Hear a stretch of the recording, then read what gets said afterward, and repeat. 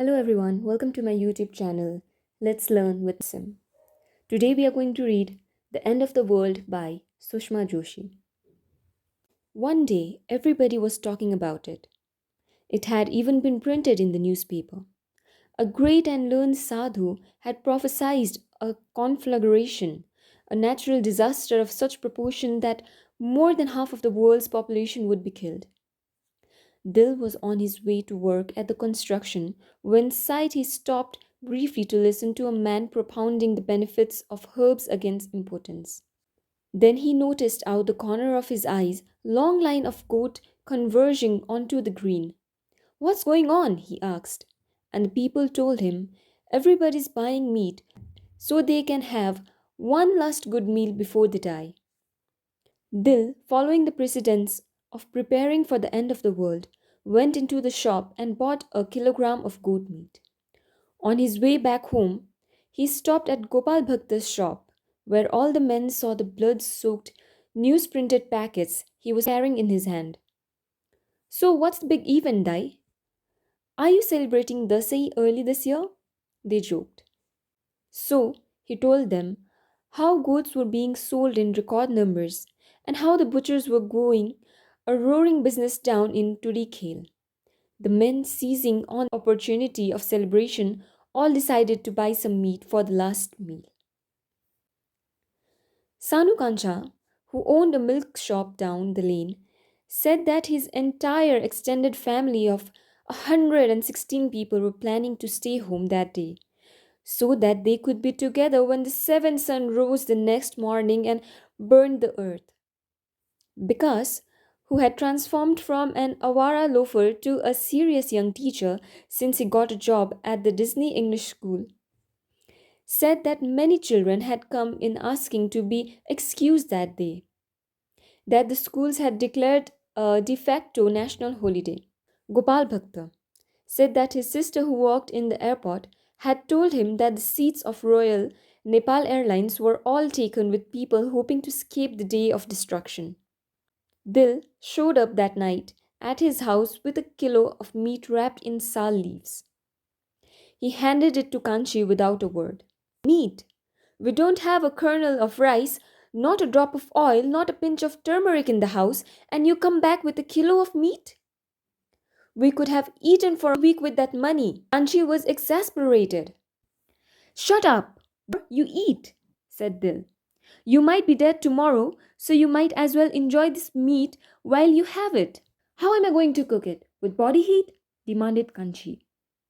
There was no kerosene in the house. Dil stretched out on the bed, his body still covered with the grey and red dust from cements and newly fired brick from his day of labor at the construction site. He stretched out and stared at the ceiling, as was his habit after work. When he did not reply, Kanchi asked, And what's the great occasion? He contemplated the water stains on the wooden beams for a while and then answered, The end of the world. So that's how she learned that a great star with a long tail was going to crash Jupiter and shatter the earth into little fragments. It was true this time, because even the TV had announced it. It was not just a rumor. There were also some reports, unverified by radio or televisions, that several, the number varied, some said it was 7, others said 32,000, suns would rise after this event. Kanchi was just about to go and get some rice from Gopal Bhakta. The shopkeeper knew her well and let her buy food on credit. When her son arrived carrying a polythene bag with oranges, Oranges! She swiped at the boy, who scrambled nimbly out of her reach. You are crazy, you father and son. We have no rice in the house, and you go and buy oranges? Don't you have any brains in your head? But the husband said nothing, and the son said nothing.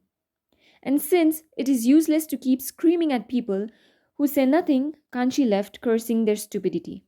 May the world really end so I won't have to worry about having to feed idiots like you again.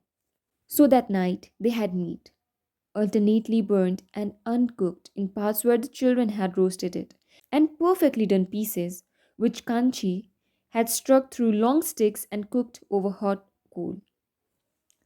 Kanchi, reflecting, that the end of the world did not come too often, had gone over and picked some green chilies and coriander from the field next door to garnish the meat. Afterwards, they had oranges, one for each of them. They were large, the peels coming off and scenting the room with the oil. Inside, they were ripe and juicy, with the taste they had never got in the scrawny sour oranges that grew back in the villages. After they had eaten, Dil said, as an afterthought, "Now make sure the children don't go out tomorrow, whatever you do." Later, Kanchi forgot her annoyance as their next door neighbors came over, bringing their mother drum and their three guests who were visiting from the village. They sang the songs that were so familiar and yet had begun to seem so strange nowadays. Songs about planting rice and cutting grass in the forest. A life that to the children was as unknown and far away as the story that they had heard from the priest during a reading of the holy scriptures of the Puranas. Then her son got up and started dancing, and they all were cheering when the landlady popped her head around the door and demanded, "What's all this noise? What's going on here? It sounds like it's the end of the world." Kanchi dressed carefully for the eventful day. She had on her regular cotton sari, but wrapped over it was a fluffy, baby blue cashmere shawl that Jennifer had bought for her from America. Jennifer, who was long, lugubrious, and eternally disgusted with Nepal, worked for some development office where she made women take injections and told them to save money in banks. She was fond of telling Kanchi that Nepalis were incapable of understanding what was good for them. She would have been proud to see Kanchi putting the blue shawl to such good use on such a momentous day. Kanchi worked for Jennifer when she was in town.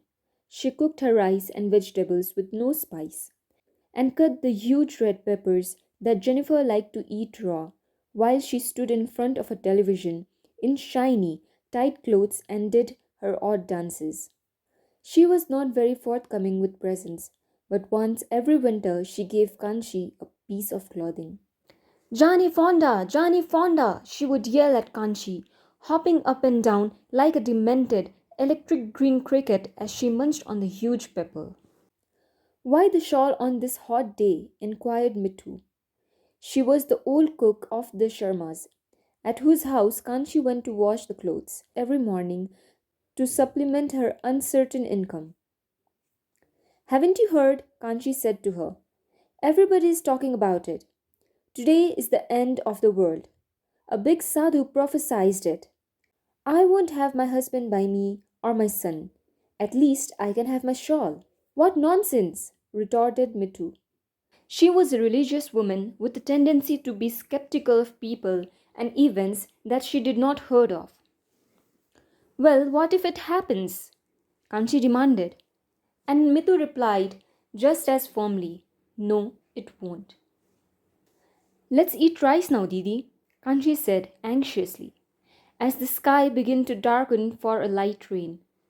The end of the world was supposed to happen at 11 a.m., and Kanchi wanted to deal with the event on a full stomach. "We might be hungry later." "Is this for your body or your soul?" asked Mithu, as she ladled some rice onto a plate for Kanchi. She had an acrobatic tongue. "A soul will fly away like a small bird. It will fly away when it becomes hungry and go and steal from some other people's home. It's my stomach that will kill me." "And is your shawl to keep you warm in heaven or hell?" Mitu inquired as she dropped a pinch of spicy tomato achar onto the rice.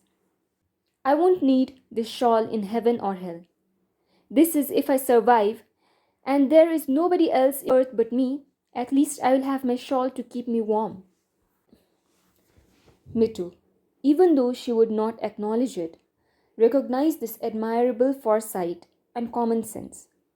"Humph," she said, turning away to steal a glance at the sun, which did not look rather bright. She wondered if she should run in and get a shawl as well, just in case. then decided her pride was more important. A rumble of thunder rolled across the clear blue sky, and Kanchi stood up in panic. What a dircherua I am! I have no guts! She scolded herself. Eat, Kanchi, said Mitu, rattling the rice ladled over the pot, annoyed at her own fright. I saw Shanta Bajai storming off to go to office this morning. She said she would go to the office even if nobody else came, and she would die in her chair if she had to. So why is the world going to end? Asked Mitu cautiously. She did not believe it was going to happen, at the same time was curious. It's all because of Girija, explained Kanchi. It all started happening ever since he became the Prime Minister, ever since he started going off to America, day after day. I heard he fainted and fell on the ground, and the King of America gave him money for medicine. So, this destruction is happening since he returned. Maybe the American king gave him money and sold Nepal. Maybe that's why, and now maybe the communists will take over. You know, Kanchi, I almost became a communist when I was in the village. It sounded good. We would all have to live together and work together, and there would be no division between small or big. Then we could kill all the rich people, and there would be peace. And what about eating? Asked Kanchi. You would also have to eat together out of the same plate with everybody else. How would that suit you, you Bahuni? You who won't even eat your food if you suspect somebody has looked at it? Mitu, who was a fastidious Brahmin and refused to let people who she suspected of eating buffalo meat into her kitchen, realized she has overlooked this point. And then they make you work until you drop dead, said Kanchi. Don't tell me I didn't think about it. I would rather prefer to live like this, where at least I can have my son by me at night. I heard the communists take away your children and make you work in different places. And then they give you work that you cannot fill, and if you do not do it, they will kill you. Dong! With one bullet. What's the point of living then? Well, Mitu does not want to give up her sympathies so easily. Besides, her husband had died when she was 9. As a lifelong child widow, she had no reason to worry about being separated from her children. Well, we will see it when it happens, won't we? Like the end of the world, said Kanchi, checking out the sky. I heard that they have taken the big sadhu who predicted the end of the world and put him in jail in Hanuman Doka. He has said that they can hang him if it doesn't happen. And some people say that he was performing a Shanti home and the fire rose so high he was burned and had to be taken to the hospital. Who can tell what will happen? 11 a.m. This is sudden shock silence. The whole world stands still for once in anticipation. Then a sudden cacophony shattered the mid morning silence. Cows moo tormentedly, dogs howled long and despondently. People screamed all over the Toli. The sky is flat, gunmetal grey. The sun shines brightly. A collective sight of reliefs walls over the valley of Kathmandu after the end of the world comes to an end.